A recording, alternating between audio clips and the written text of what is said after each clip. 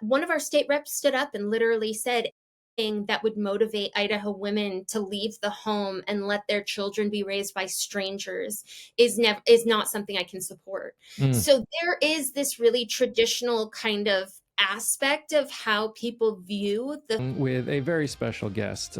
She is running for the first district in Idaho. I almost said Iowa.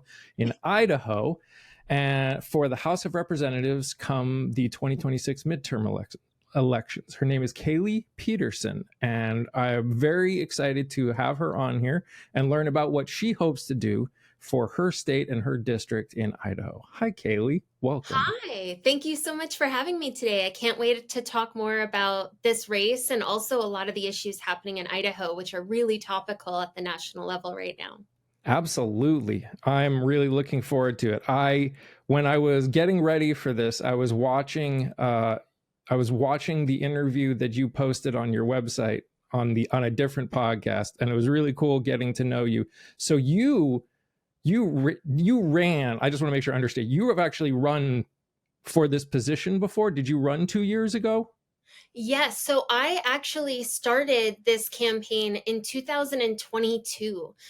So this will actually be my third cycle running in the same race in the same district. And I think Okay. for a district like Idaho, it was immediately apparent that it was going to take a real commitment and that Yeah. it wasn't just a one and done. There was a lot of work to be done in the district before we Yeah. could be successful. Yes. How red is how conservative is the district that you are running in? It is one of the most conservative in the country. So Wow. the last election, I believe it's 76-24. Ooh. I think ranked wise, we're around 30th. But Okay. the demographics are actually shifting even further to the right. So I do have some hope. There is a lot of hope for the 2026 midterms, but it is not a small challenge. Wow. Well, we will do what we can to help get your name out there, because we are definitely in need of people such as yourself that want some real change in this country. So what made you decide you wanted to run? Because when I was when I was reading about you were talking about how, like, this is just enjoyable for you. And I really want to just delve on that just a little bit, because you might be the only person I've ever met before that can say that running for office and this is an enjoyable thing. Yeah, I definitely think I was made for it in some kind of weird way. The truth is, I come from a really introverted, kind of private Idaho farming family, and they've been calling me their little politician since I was a little kid. I love public speaking. I love getting involved in local organizing and nonprofits. That was always my life. But I also come from very humble means. I do not have a normal trajectory of life to be running a congressional campaign. So, the vast majority of my life, I thought that I was not somebody that would ever have the privilege of running for office. And Mm. I'm such a huge history nerd. I love history and government. I love good governance. I should Yeah. asterisk that. Uh, and then in 2022, I had been in college. I went back to school at 30. I wanted to get involved in criminal justice reform. Then I switched and I decided to do all public policy reform. But it was my freshman year of college. I see this Facebook post with this local political group I had joined on Facebook that they could not find somebody to run at the federal level as a Democrat in Mm. the state of Idaho in my district. They were begging for people who would even volunteer just to put their name on a ballot and not even run a campaign. And I said, Wow. that's something I can do 100%. I'm not worried, like throw my name down. But then after a few conversations, it became apparent that the district needed more than just a name on a ballot. Yeah. And I started the campaign. And for me, campaigning is getting to work with these incredible community leaders and organizers, working with workers and unions. And it's just from the biggest privilege I think one can have is working with great community organizers who are already doing great work. I love the travel, and my husband is a saint, so my family life is fantastic. So yeah, I Yeah, love the I work. can imagine it it must be somewhat hard on the family to have someone running for office, especially forget when we'll go with when you win. Yeah, that I can imagine he is definitely a saint for taking that on.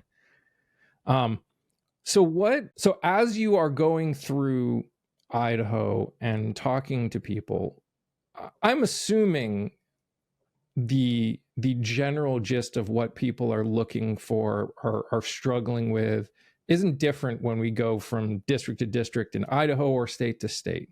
What are you hearing from people as you're going through?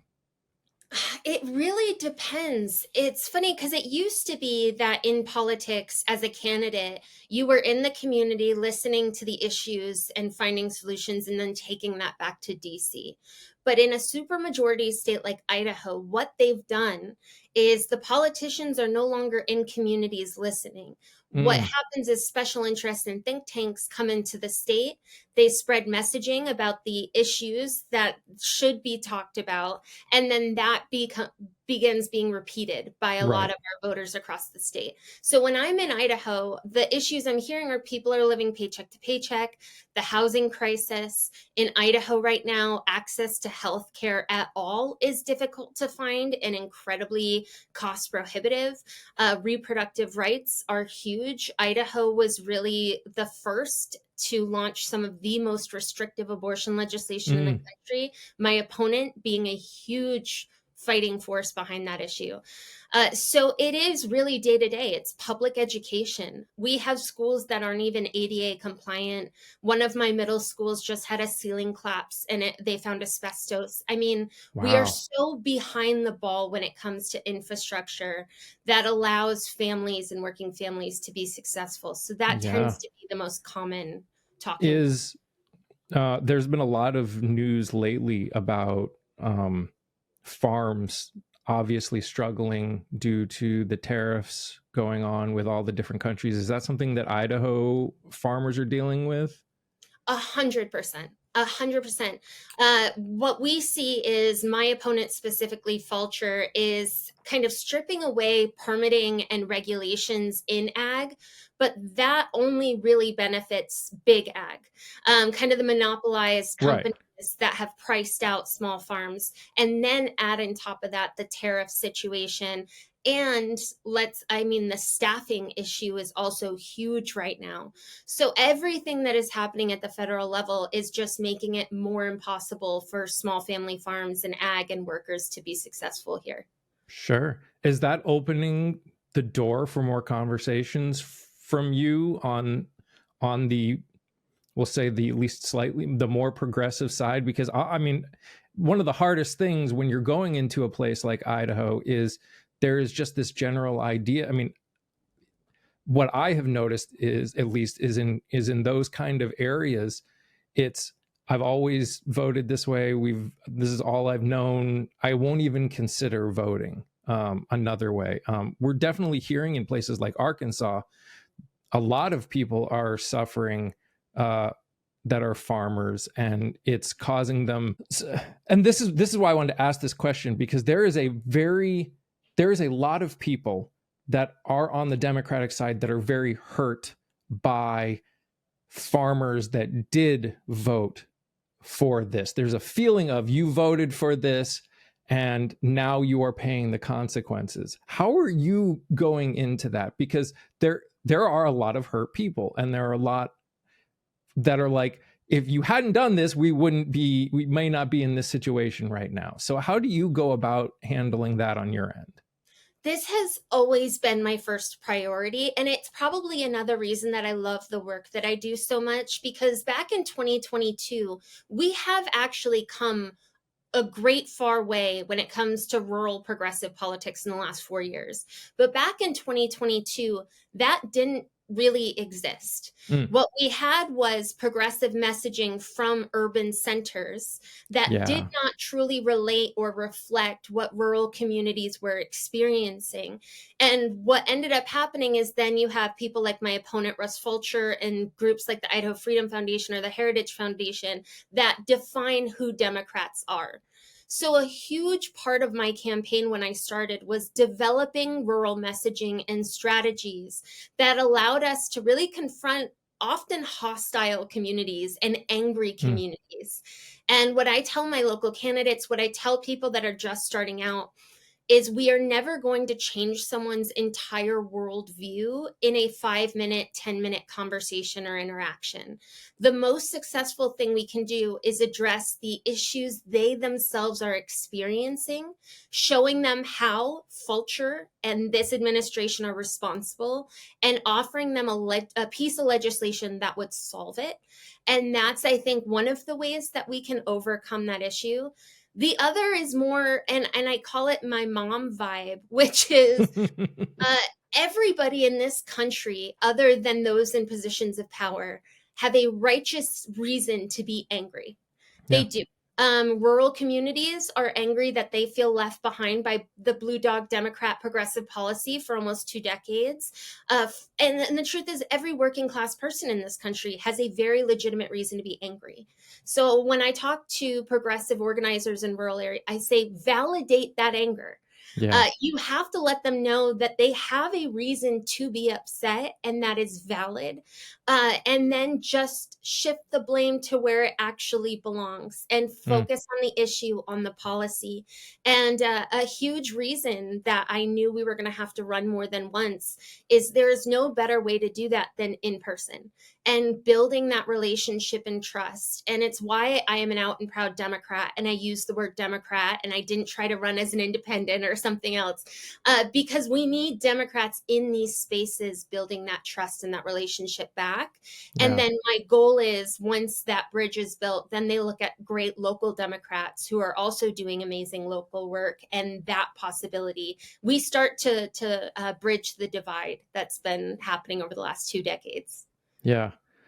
So what kind of things when you talk to the people in Idaho, what kind of things do you hope to what kind of policies are you hoping to push that will help at minimum the people in your district, if not the rest of the country? Yeah, it shifted so much because the last 6 months, so much has happened at the federal level that Yeah. it's not going to be easy to reverse. Yeah. But for me, I think the very first step that we need in Congress is to rebuild trust that the government actually works for the people. Mm, So that means comprehensive campaign finance reform, completely shifting the way we go through the elections process and how we fund campaigns, banning congressional stock trades, implementing term limits. And the number one thing I say is, I just want there to be consequences when people at the top are breaking the law or the rules. My opponent just got caught for not disclosing stocks and trades, but there's no consequences mm, at that level. We yeah. expect them to either hold themselves accountable or to be accountable to the voters, and that doesn't happen anymore. So that's, I think, the first thing that I try and let people know. And then the second is economic, especially in rural areas. They don't have experience with social issues the way we would in capital cities or on the East Coast. Or so I focus on the wallet, which is working class issues. So I'm labor union candidate first. Unions will always come first. That means we Yeah. have to increase wages, prioritize making sure that healthcare packages and benefits are available through full-time employment, protecting pensions, ensuring that our import and exports are not taxed to the point that it becomes impossible for small family farms to survive, and Yeah. also regulating a lot of the monopolized industries that have taken advantage of states like Idaho for the last 3 decades. It's almost like globalization, but in the U.S., they're trying to figure out which state is going to be the cheapest for them to pay their employees. So you're exploiting the workers here in Idaho without actually regulating any of the impact these companies have in these communities. So making sure there's oversight in the businesses that are functioning in our communities. I think those are the top two kind of areas of interest that we're focused on. I mean, I can definitely speak for a lot of the people that I interact with. The idea of politicians being held accountable for what they say and do is a real huge is definitely a real huge thing. And I can also say, I'll just put it out there because I think I already know the answer. You are for the repeal or the overturning of Citizens United, and 100%. It's one of the more complicated federal policy issues because it is a Supreme Court ruling. yeah, So at every event I do, I say if I was a sorceress and I could snap my fingers and do anything tomorrow, it would be to end Citizens United. I yeah, think ending Citizens United and repealing right to work are the two biggest issues that would have the most immediate positive impact. I 100% agree. So obviously, just in the last couple months, we've had the big beautiful bill that was passed. How have you? What's the conversation been like in Idaho, and how the big beautiful bill will affect the people there? It's a tug of war. It's really frustrating because my opponent, Russ Fulcher, I know most people are not going to be familiar with him. So to give people a little bit of an idea of who he is, he, with a handshake deal, decided to take the former Congressman Raul Labrador's place in DC in 2018. He Mm, immediately joined up with the Freedom Caucus, which Raul Labrador was a founder of. So he has been riding the MAGA train since day dot. He signed the wow. amicus brief in 2020 to overturn the election results. He was one of the congressmen that days after January 6th, when they brought in metal detectors, he set off the metal detectors and then pushed past Capitol Police, allegedly, and ran down the hallway. And there were journalists in the room. So, I mean, Hmm. this is a Trump acolyte. He bragged in rural Idaho about having to put a bullet through his cell phone because the FBI wanted his texts with Trump. So he is 100% on the Trump train. Yeah. And the messaging that Fulcher is giving rural communities who already trust and believe him because he has the R next to his name is the complete opposite of the impact it's actually going to have on Idaho. And I think the Medicaid issue cannot be overstated. Uh, Especially in a state like Idaho, where so many of our clinics, nursing homes, children's behavioral and health centers, and hospitals are Medicaid funded.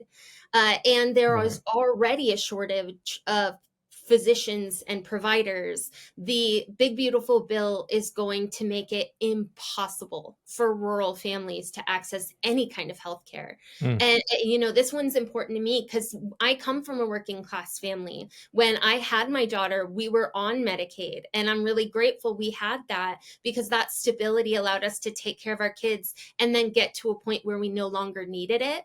And so many of the rural families I know, whether it's their children or they're taking care of their aging parents or relatives, this is going to devastate them. And I'm worried that it's going to take it actually happening before they realize the danger mm. that they are in because Fulcher has lied for so long about it. That is probably one of the hardest parts about everything that's going on is the knowledge that so many people will need to experience it. But that's been kind of the MO of America uh, throughout a lot of its history, that because we are so isolated from a good chunk of the world, we feel like, or even from ourselves, because we're such a big country, that we feel like we can ignore what's going on in the world until it affects us, and then all of a sudden it's something that we've been fighting for our entire life. Exactly. It's difficult because there's a lot of anger from the Democrats. I've been posting a series from the empty chair town halls we did of constituent testimony. Mm-hmm. And One of the interesting responses I wasn't really expecting were Democrats around the country commenting, "You got what you voted for." And Mm, I understand that anger, but I try to remind people that this did not happen overnight. It's not yeah, like my rural Republican voters and Democrats have the same information and are just coming to a different conclusion.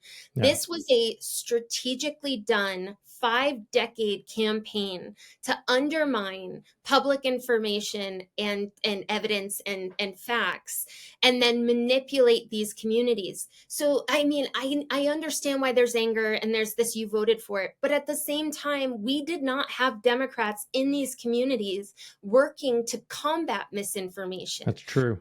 And so now we're coming in late to the game. And so I keep trying to tell people, if you want to punch out, don't punch out at your neighbor, punch up.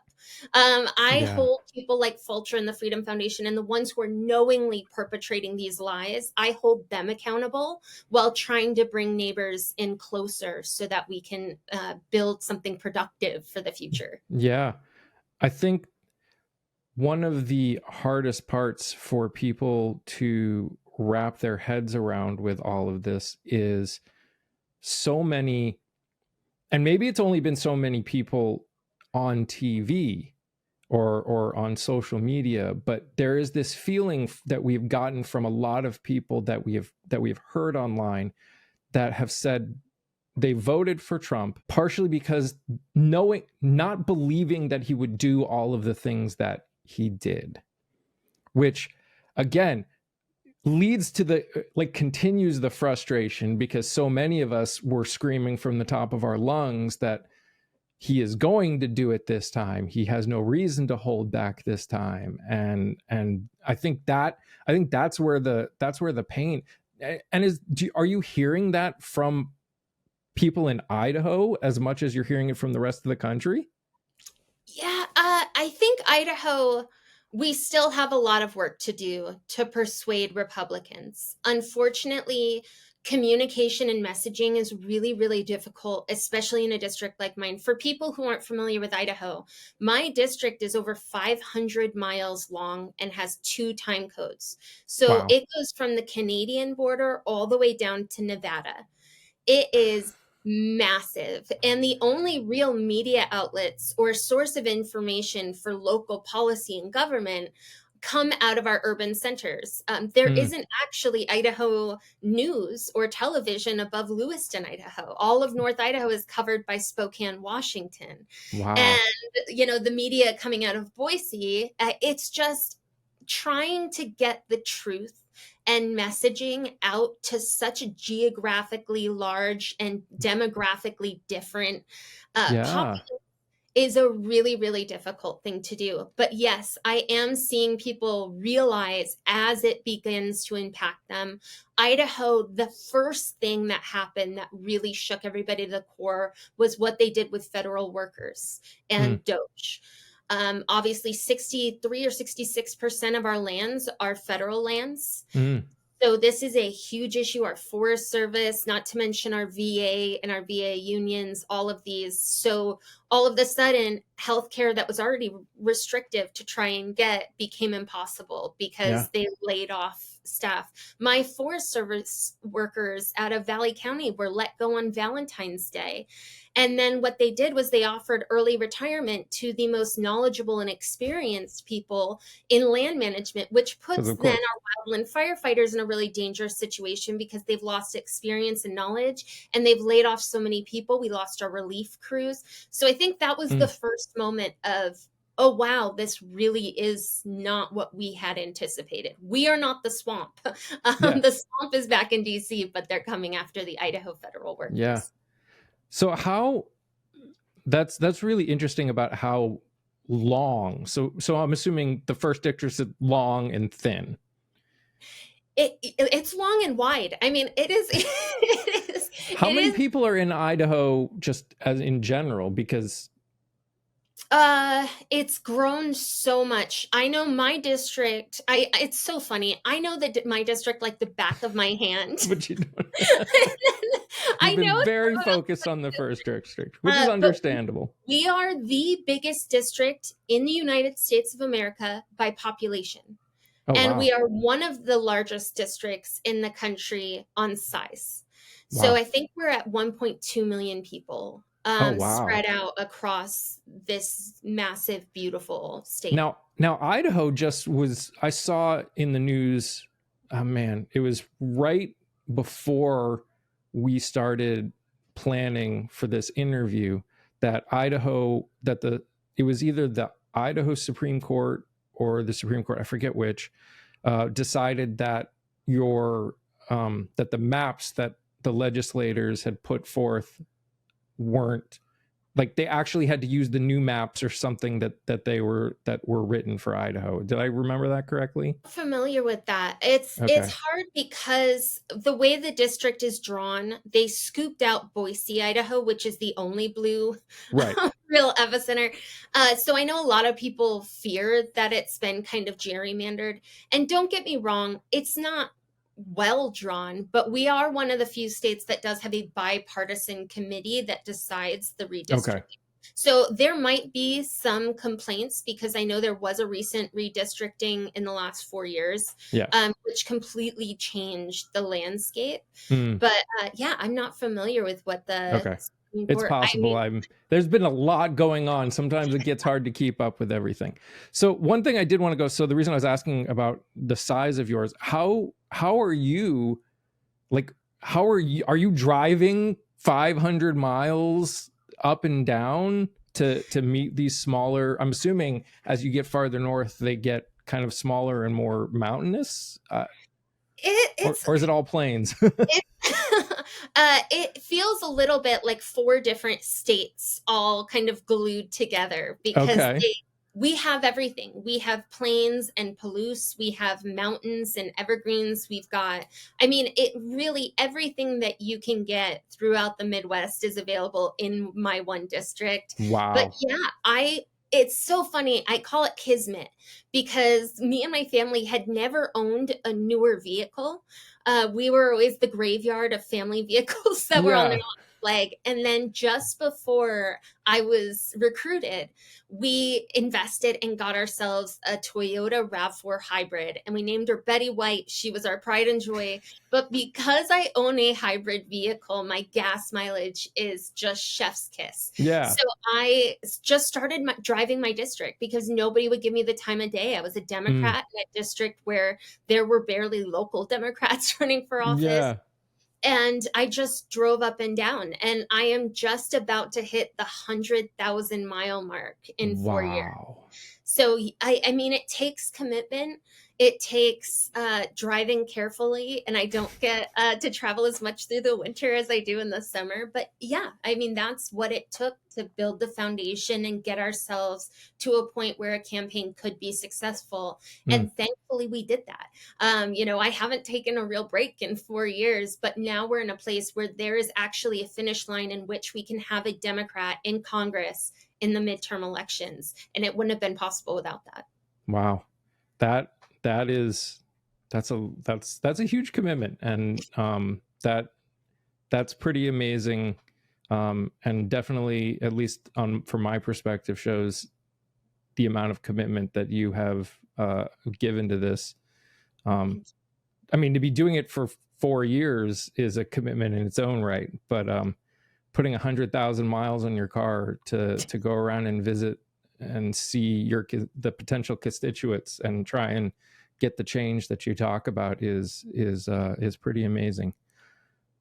When you consider so obviously we are living in a very divisive time, and there's lots of different reasons and that people consider and look at why we are so divisive right now. How do you see working with people on that side of the aisle that in some cases many would consider it's not just a difference in how an economic policy, but almost a difference in empathy and humanity and how we see people that are here? This is a great question. I had a woman ask me at an event a couple years ago because I talked about how I was going to bridge that divide and how I could bring Republicans to the table so that we have everybody really working in tandem for people and not for interests. And she goes, "Well, then explain to me how you're going to work with somebody like Marjorie Taylor Greene," which at the time she was not advocating for actually some policies that I don't know in what world we agree with Marjorie Taylor Greene on any A broken clock is right twice a day. exactly. But I explained, and it's very similar to the way I approach voters in my district, which is I refuse to work with people who are trying to devastate constitutional rights and protections, people that work alongside white supremacists and Christian nationalists, those who are trying to take the democratic kind of liberties that we are guaranteed away from. I do not consider that working across the aisle. Yeah. I consider them enemies of the state. But what I will look at are rural Republicans in the House who are genuinely trying to do their best. Yeah. And I think when I bring actual policy and evidence and statistics and that kind of work together, we have really productive conversations. The Problem Solvers Caucus is one of these kind of organizations in the House that are trying to do that already, who are trying to avoid the hyper-partisan social media sound bites and just get some work done. Yeah. And I think also there's an element, I get a lot of people who are like, "You've never been in elected office. How in the world are you going to make any difference back in DC?" But I try to remind them that I have spent 4 years in one of the most aggressively far-right districts in the country. And I have Trump supporters that have donated to my campaign because I am able to find the common ground that works for rural communities and offer the legislative solutions that will do the work they want. That, and also calling out corruption when I see it in government. If I'm in the House and I'm watching these backroom deals and, congressmen forego their oath to the Constitution, then I'm going to call that out. I want to be somebody that is 100% transparent and 100% about the accountability I have to the voters here. It's not going to be easy. No. We need to find ways to speak to those that we agree with, at least in a fundamental level. And I think that's where the division has tended to come more than anything. I think the biggest problem we have is when we look at fundamentals, and I've mentioned at least humanity and empathy, I think there is a group of people that we feel like we don't agree on what humanity looks like in this country anymore. And I think that's why it's become so hard for us to work together. How do you see, because, obviously the conservative far right, MAGA, are a danger in that respect. But there is also a group of people, especially on the far left, that are also angry, also disenfranchised, also don't even like the idea of working with some more moderate centrist Democrats. How would you, if you were interacting with one of them, how would you talk about what that looks like? Because some of them have spent, they grew up, they voted, they've been fighting for whether it's like a single payer healthcare or climate change, all the things that do affect both Republicans and Democrats, and they feel like their voices aren't being heard either. Yeah, this is one of the most I'm giving you the easy questions that we can have in states like Idaho, because the truth is that I think in every state across the country, there are huge divides, even amongst the Democratic Party itself. And I've had people say, you can't just go be a centrist.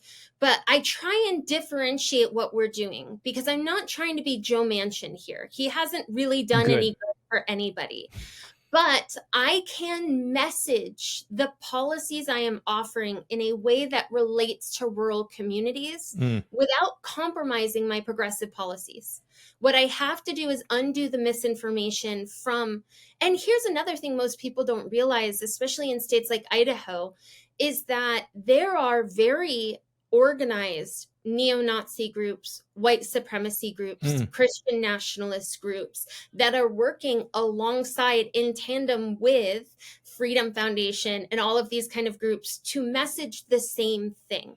So we are wow. really up against quite a lot. And the problem is my rural communities never see the neo-Nazis or the white Right. supremacists because they're not there doing any work. So when I use that language, I have rural communities that'll say, you're just exaggerating. It's Mm, just another Democratic lie. So I talk to my far left by saying that I will never compromise human rights. I will always stand behind the progressive values that we need to protect individuals, to protect healthcare access. But I think that we have a duty, if we want to be successful, to figure out why our messaging isn't working and how can we bring these rural communities into the conversation so that they feel like they're a part of it. mm, The best example I can use is back in the 90s, the last time that we had any real Democratic power in Idaho was also during a huge environmental push to protect public lands, to kind of limit mining and logging.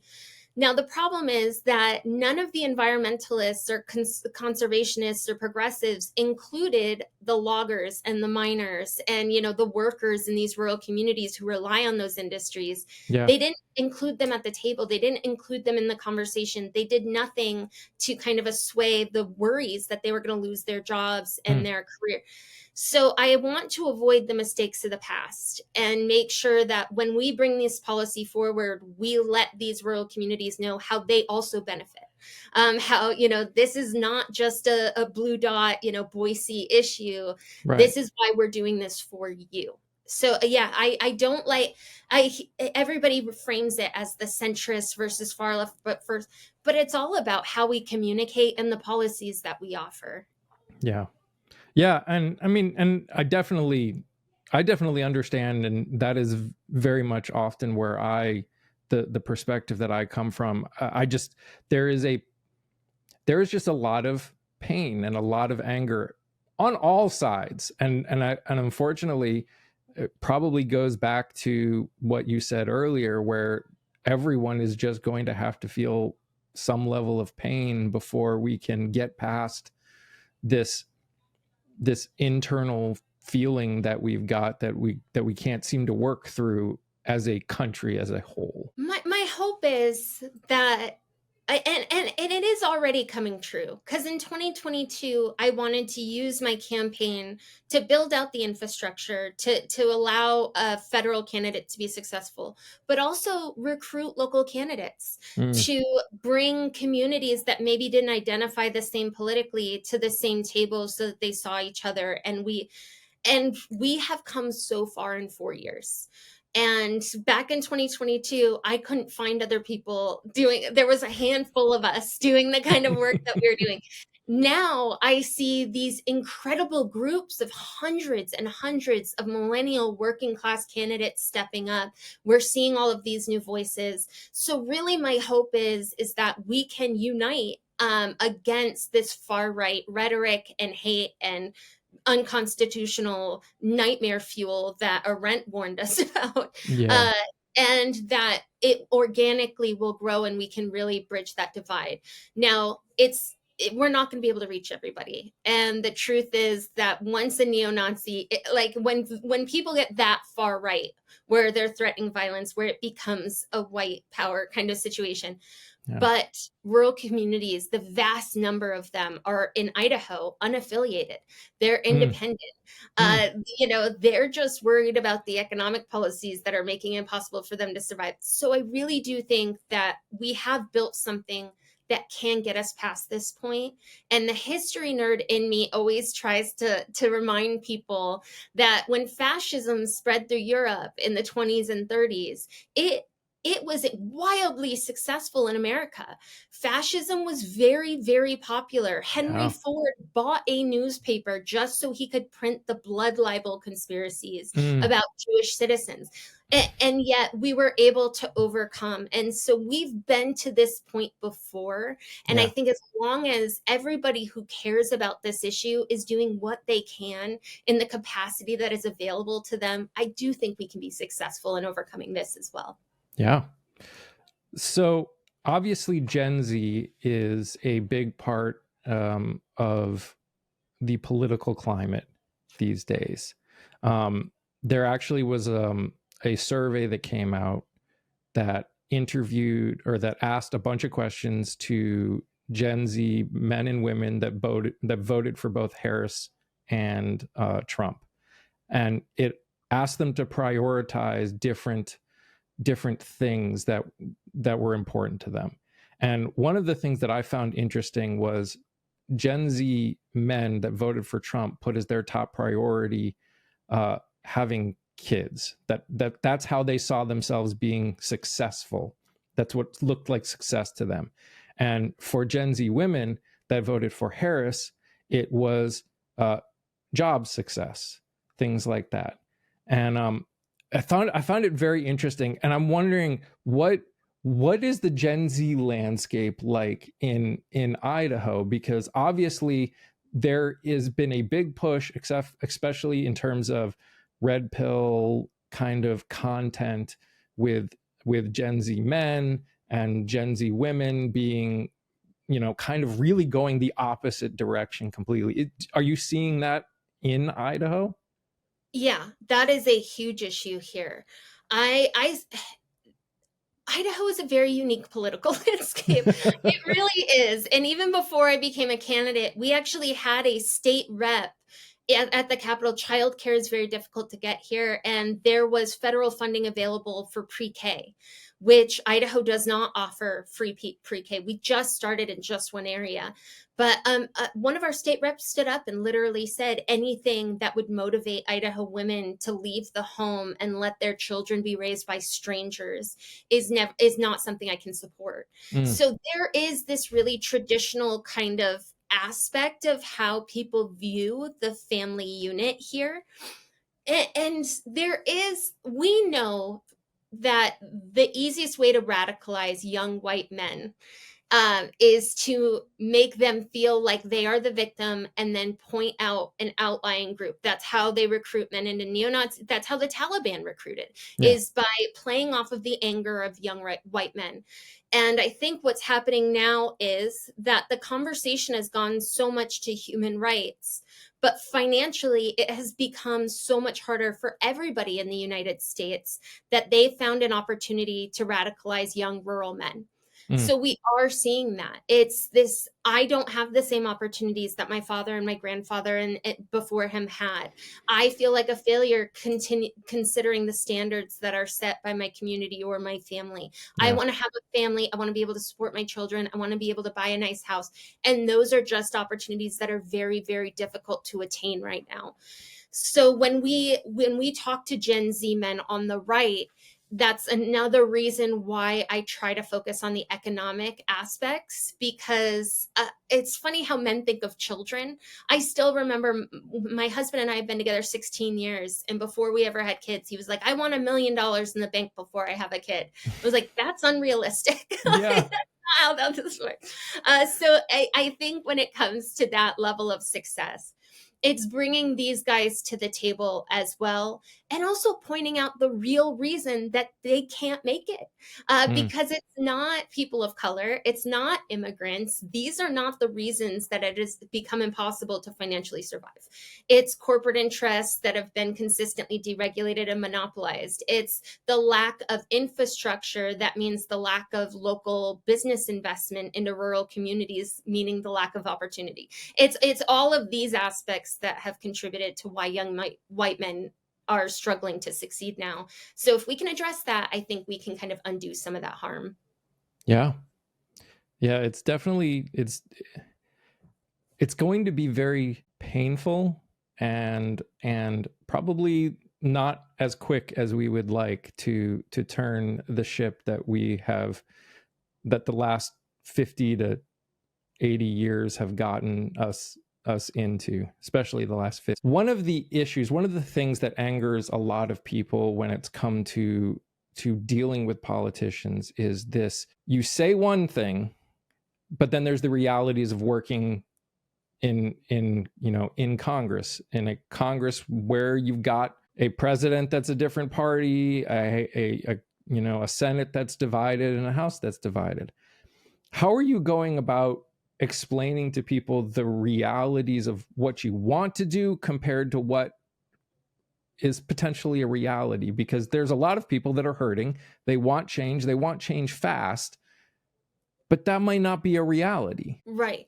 No, this is where the other work that we do outside the campaign itself for votes becomes the most important aspect, because I can't do anything alone. Back in DC, I can't.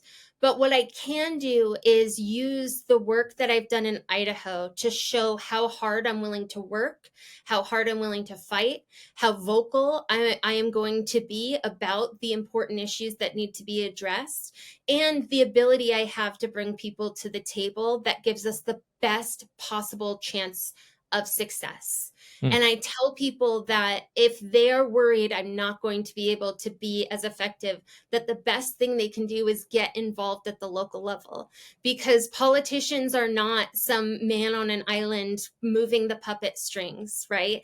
They are an advocate and a leader that is meant to bring people together towards the productive action that needs to happen. And that is what I'm willing to do. That, and also it's the weirdest thing for me personally when I ran for office was I no longer became Kaylee the person. When people meet me now, I am a politician first and foremost, and that brings all of its own kind of presumptions with it about who politicians are, when I feel just like Kaylee still. uh, so I let people know my plan has never been to become a career politician. It's why one of my biggest focuses is on reforming elections and the political process right now. My plan and my only goal is to do as much good with this platform as humanly possible. And that means bringing communities together, offering policy that will fix the issues that we're feeling. That means being a very loud advocate for what we know is right, and for bringing the people to the table that can solve this.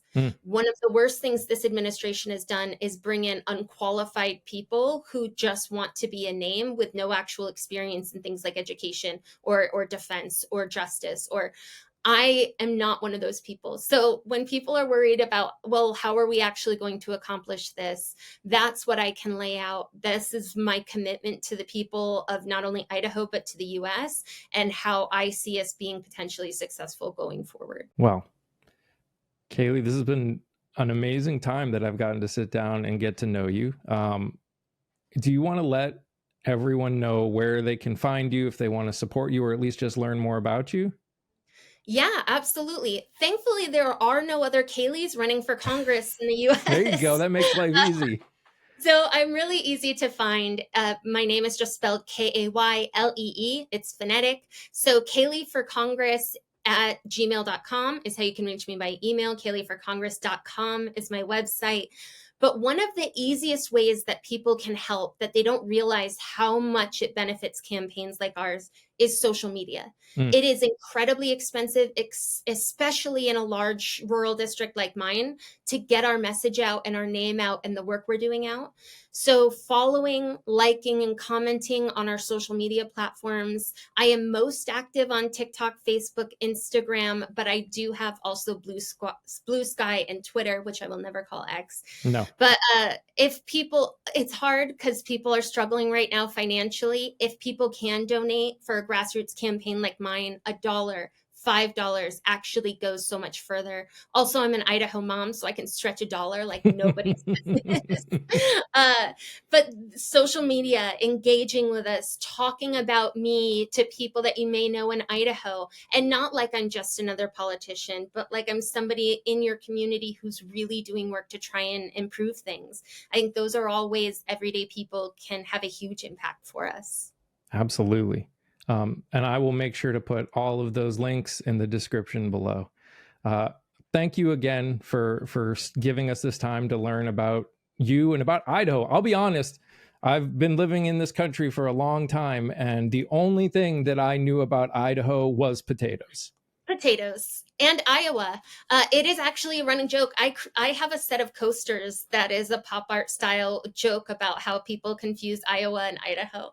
But one of the reasons, and I'll end with this, Yeah. it's really important to focus on states like Idaho because it's where a lot of these far right think tanks and special interests lay the groundwork for their federal goals.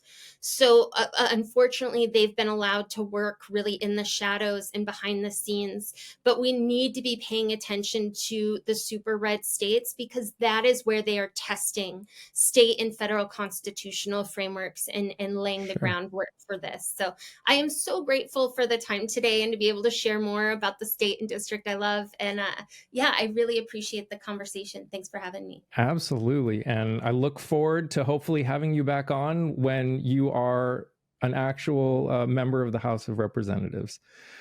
Thank you, everyone who spent time listening to this. Again, if you're interested in learning more about, there'll be a link below that you can go to Kaylee's website and learn more about her. And we'll obviously put clips of this all over social media so people can learn more about you.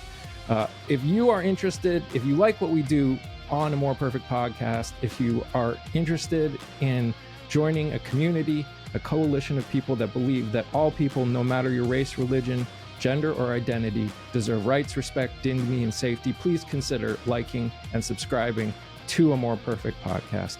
We will see you all next time. Goodbye.